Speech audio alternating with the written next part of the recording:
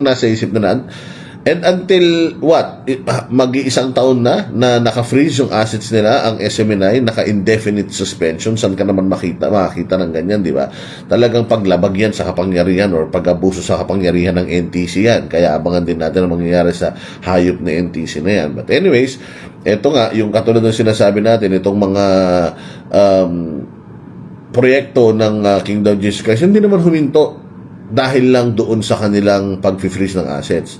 Kasi, ang hindi naiintindihan ng gobyerno na ito na mukhang pera, na akala nila when you cut the fundings, akala nila hindi na magtutuloy-tuloy yung gawain ng Kingdom of Jesus Christ. No, mas lalo pa silang tumibay, mas lalo pa nilang napatunayan that they're really resourceful. Hanggang ngayon, kita mo, huminto ba sila?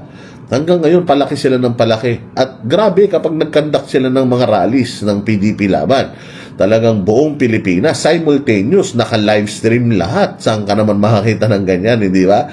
So, ganyan kagaling ang Kingdom of Jesus Christ, mga bossing. At si Pastor Apollo Kibuloy. Kaya nga sabi ko nga sa lahat ng mga kandidato, talagang si Pastor Apollo Kibuloy yung kailangan unahin natin na iboto. Kasi, ano na yan yung tao na talagang hindi na yan magdanakaw because naranasan niya na lahat and katulad ng sinasabi ko sa inyo, bakit magdanakaw si Pastor? Yung sa kanyang simbahan, siya na ang may-ari nung kanilang simbahan pero ni isang property wala siyang pag-aari sa simbahan na yan. Kahit isa, walang nakapangalan sa kanya. Lahat ng mga properties niya nakapangalan sa mga members and administrators nila. So imagine, kung pera ng gobyerno yung gagamitin ni Pastor Apollo Kibuloy, saan niya dadalhin niya? Sa simbahan niya, no? Umaapaw na nga yung pera ng simbahan nila para nga kaya nga tumutulong na sila sa Pilipinas dahil sobra-sobra na para sa kanila yung biyayang natatanggap nila mula sa langit Kaya nga nilalabas na nila sa kanilang bakuran yung tulong hindi ba? So ganun din, kung bibigyan mo si Pastor Apollo Kibuloy ng kapangyarihan sa legislation at saka ng budget, gagamitin niya yan talaga lahat para sa Pilipinas. Kasi lahat ng pera ng Kingdom of Jesus Christ, ginagamit niya para sa Kingdom of Jesus Christ nang walang pitaka daw si Pastor wala ngang ATM, bank account at credit card yung tao So, ang nagpo-provide lang sa kanya ng mga needs niya yung humahawak ng tawag dito ng pera ng kanilang simbahan. So ano lang ba kailangan ni Pastor? Magandang damit, pagkain, tulugan, eroplano para mabilis siyang makapunta sa mga kung saan niyang bansa gusto magpunta para makapangaral, mas mabilis yung kanyang pagtupad sa kanyang tungkulin. Meron siyang mga sasakyan, mga kailangang protektahan ang kanyang well-being, buhay, hindi ba?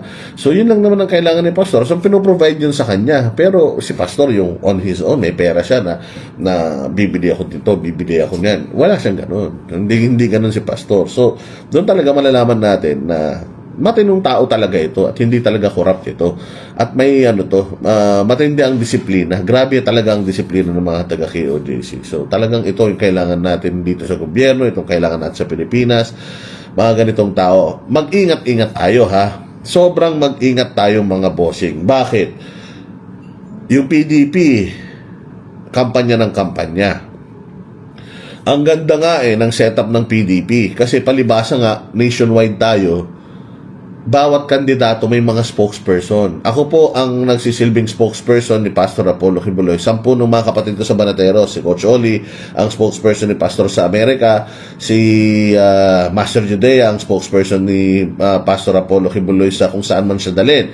And ako, OFW at saka dito, ngayon, nasa Cebu ako. And mapupunta ako ng Tacloban and then pupunta ako ng Iloilo. So, ako yung magsisilbing spokesperson ni Pastor Apollo Kibuloy, manliligaw sa mga kababayan natin, mga Bisaya at mga Ilonggo.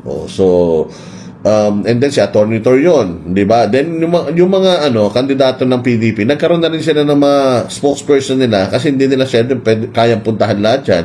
So, marami ng mga nagsasalita for them sa mga sorties at sa mga rallies. So, ganun ang ginagawa natin. Buong Pilipinas, buong Visayas, buong Mindanao, buong Luzon, talagang pinupunta natin yan. Pupunta pa tayo sa ibang bansa. OFW, ang laki ng numero ng OFW voters natin. Katulad nung nakaraan, nakita natin yung mga nagrereklamo na parang nadadaya yung kanilang boto, puros mga OFW at saka ang mga ano niyan, binoboto nila PDP straight, di ba? Wala kang narinig na bumoto ako sa alyansa, ganito, ganyan. Wala na yan, pabagsak na po yung alyansa. Kung mapapansin ninyo, wala nang rally alyansa. Wala nang rally. Kaya bantayan natin itong mga taga-Comelec. Mga taga-Comelec, sana nakikinig kayo. Ito pong alyansa ng mga kupal, ang gulo-gulo na nilang, yabang-yabang ni Bongbong nung simula, di ba? Yabang-yabang niya na simula. Sabi niya, invincible sila, dream team daw sila, kumbaga sa basketball. At yun na daw yung mga pinakamalulupit. O ano nangyayari sa kanila ngayon? Hindi ba nagwawatak-watak sila ngayon? Nakita natin si Camille Villar. Walang hiya. Sinisiraan si Camille Villar ng mga PR person ni Kiko Pangilinan. Bakit? Di ba? Si Camille Villar, ano naman yan? Yung mga Villar naman has always been neutral. So, bakit binabanatan sila ngayon? Eto na, narinig natin, dyan daw pala sa alyansa, putya yan, maglalaglag sila ng 2 kandidato pa. Oo, para daw maipasok lang itong mga dilawang tae. So, magkakainan ng suka itong mga putang ina nito. Sabi ko nga sa inyo, isa sa mga ilalaglag yata nila, itong si Abalos na walang latoy-latoy, itong si Abalos na walang kakwenta-kwenta. Yan ang sinasabi ko sa iyo, Abalos. Akala mo siguro yung mga pinagagagawa mo sa bayang Pilipinas, akala mo ikinagwapo mo yan, ikinagaling mo yan. Sorry sir, wala ka nang nagawa sa Mandaluyong, wala ka pang nagawa sa DILG. Kita mo, di ba? Taong simbahan, si Pastor Apollo Kibuloy, ganda-ganda ng track record. Ginawa mong achievement para nung ikaw ay DILG secretary, ang kapal-kapal ng mukha mo nung pinasok ni General Torre yung KOJC compound. Sinasabi mo na wala kayong doon, wala kayong say ni Pangulong Marcos, tapos biglang ngayon kinikredit grab mo yung pagsuko ni Pastor Apollo Kibuloy. Si Pastor Apollo Kibuloy, hindi naman yan siya nahuli. Bagkus siya'y sumuko kasi hinostage nyo na yung mga taga KOJC mantakin mo, sinisira nyo na yung property, may balita pang susunugin, pasasabugin, tapos may mga baril na yung mga tao nung last day, SWAT at saka SAF. Saan ka naman makakita ng ganyan? So parang hinostage nyo talaga. Kung hindi ka lalabas, papatayin namin itong mga to. Parang ganun yung sistema nung mga panahon na yun eh. So, hindi yan siya achievement, Abalos. And lagi-lagi kong sinasabi sa'yo, the day of reckoning will come. And isa na to sa mga karma mo. You will never, ever, ever become a senator. Matagal mo ng pangarap yan. Hindi ibibigay sa'yo ng Panginoon yan. Dahil demonyo ka. O, kaya makikita mo, naglalaglagan na sila. Si Manny Pacquiao daw, Si Manny Pacquiao daw sa kanyang probinsya ay hindi daw iboboto ng solid ng kanyang grupo sa probinsya niya. Itong alyansa. Ilan lang daw dyan yung boboto nila at puros PDP na daw yung iboboto nila. So imagine, ganyan ka bulok, ganyan pag kumuha ka ng mga taong bulok, kapag kumuha ka ng mga taong balimbing, walang sense of loyalty yan. O yan si Pacquiao, walang sense of loyalty yan. Yan si Tito Soto, yan si Panfilo Lacson, kinuha mo diyan sa alyansa mo. Walang sense of loyalty yan. Puros makasarili yan, personal agenda lahat ang niyan. Gagawin niyan si Amy Marcos, kita mo, personal agenda. O si Camille Villar, hindi niyo naman talaga hawak yan. Baka nga ginagatasan niyo pa yung pamilya na yan eh. Napakaganda ng reputasyon ng mga Villar. Sa totoo lang, pagdating sa politika, hindi sila na-involve sa kahit anong iskandalo bukod sa pinagsisemento nila lahat ng mga farmlands natin, kinonvert nila to subdivisions. Pero other than that, pagdating sa pera ng taong bayan na ninanakaw, parang wala naman tayong naririnig na ganon sa mga Villar. And nung panahon nga ni Mark Villar sa DPWH, na kahit na hindi siya engineer, maganda pa din yung kanyang yung kanyang panunungkulan. Ang dami pa rin nilang na-accomplish na mga projects.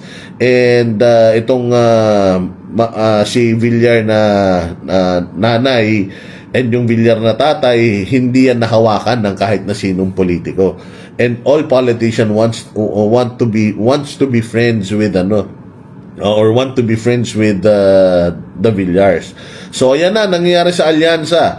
Hindi sila kailanman nagkampanya sa ibang bansa. Kaya COMELEC never naming makikita at never naming dapat makita na kapag nag-check tayo ng OFW votes, mas lamang sila. Kaya nga itong survey na to, malaking kabalintonaan at kalokohan ito na yung mga tao natin sa survey hindi pumapasok. Parang sa survey ang pumapasok si Batot tsaka si Bongo lang. Hindi tayo dapat maniwala dyan. Iboto pa rin natin yung PDP straight dahil yan ang utos sa atin ni Pangulong Duterte. Dahil katulad ng sinasabi natin, ang boto sa PDP ay boto para hindi ma-impeach si VP Sara. So, palpak na naman sila. Nung nakaraan, sabi nila iikot daw sila sa Mindanao. Wala na silang meeting di avance o mga rallies na ginanap. Meron na lang yata silang gaganaping mga grand rallies, pero hindi katulad ng ginagawa natin na rallies na talagang kami sa Pastor Apollo Kibuloy for Senator Movement, talagang pupunta kami sa mga barangay, basketballan, pinupuno namin yan, pinapakilala namin si Pastor, at lagi nilang sinasabi na kay Pastor kami, kasi siya lang yung senatoriable na pumunta sa mga lugar namin. Siya lang yung talagang nagpunta rito at ipinakalala yung kanyang sarili through his spokesperson. So, kami nga yun. And talagang makikita mo, ang alyansa wala na. Hindi na sila nakukompleto sa mga sorties nila, sa mga press conferences nila. Hindi pa sila nakakapag-kampanya. Imaginein mo, ilang buwan na lang, ilang araw na lang matatapos na ang mag-e-election na dito sa Pilipinas. Pero hindi pa rin sila nangangampanya, hindi mo sila nakikita. Nagkakanya-kanya sila ng ikot. So, desperate move to survive itong mga kandidato nila. Talagang desperado na sila to survive kasi nga itong kanilang magaling na campaign na manager na si Bongbong Marcos, puro kapalpakan ang ginagawa, puro kabulastugan, puro kasiraan. Nagre-reflect sa kanila lahat ng kahayupan. Tapos meron ka pang Claire Castro na tatanga-tanga din. Di ba nung nakaraan, food security, sabi niya ang food security daw sa Department of Agriculture. Kung di ka man naman bobo, Claire Castro, ang food security ay sa DSWD daw, Sinabi niya na ang food security daw ay sa DSWD, Department of Social Welfare and Development. Kung di ka ba naman tanga, ang food security po, ang pagkain, ang nagsisecure niyan, Department of Agriculture. Dahil ang pagkain ay galing sa agrikultura. Tanga-tanga ka talaga, nagmamagaling ka kasi, masyado kang feeling bright na spokesperson, iboba ka naman. Saan ka makakita na sa tinagal-tagal ng pamahalaan natin, ngayon lang nailipat yung food security sa departamento ng DSWD? Mga hinayupak kayo talaga. Bopols, ikaw Claire Castro, napaka-bopols mo, sa totoo lang. Yung mga ganyang klase ng pagkakamali, hindi yan dapat kinocommit ng katulad mo na mga abogado pa man din. At least man lang ka ng erratum or nagkamali ako. It's not Department of Social Welfare but Department of Agriculture. Mas magaling pa sa iyo yung taga UNTV na sino pangalan nung reporter na yon. Mas magaling pa, mas matalino pa kaysa sa iyo.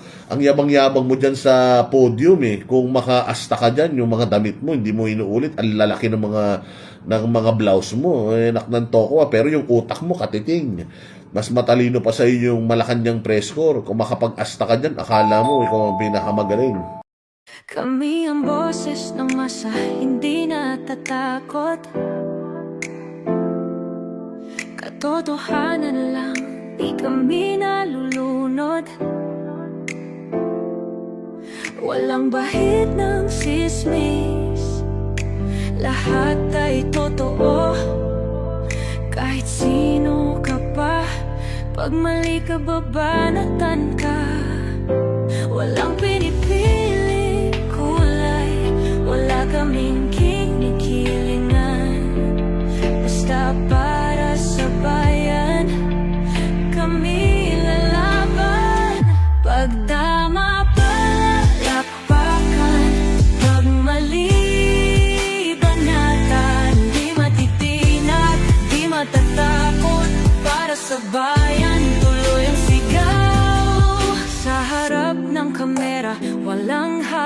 takot. Mga baluktot, lahat kayo'y tutumba. Ang hustisya at totoo, yun lang ang mahalaga. Kahit sinong harang, di kami matitinag. Walang pinipiling kulay, wala kaming kinikilingan. Basta para sa bayan, kami lalaban. Pag tama palakpakan, pag mali banatan. Di matitinag, di matatakot, para sa bayan tuloy ang sigaw.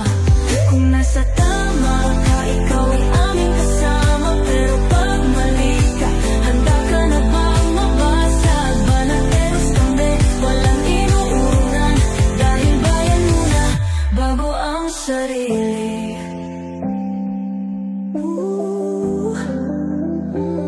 Bago ang sarili.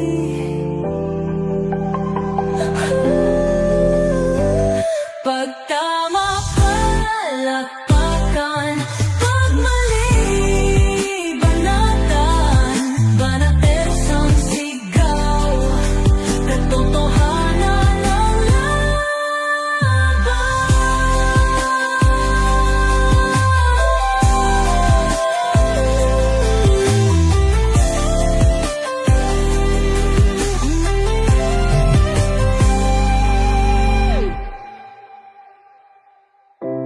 Sa harap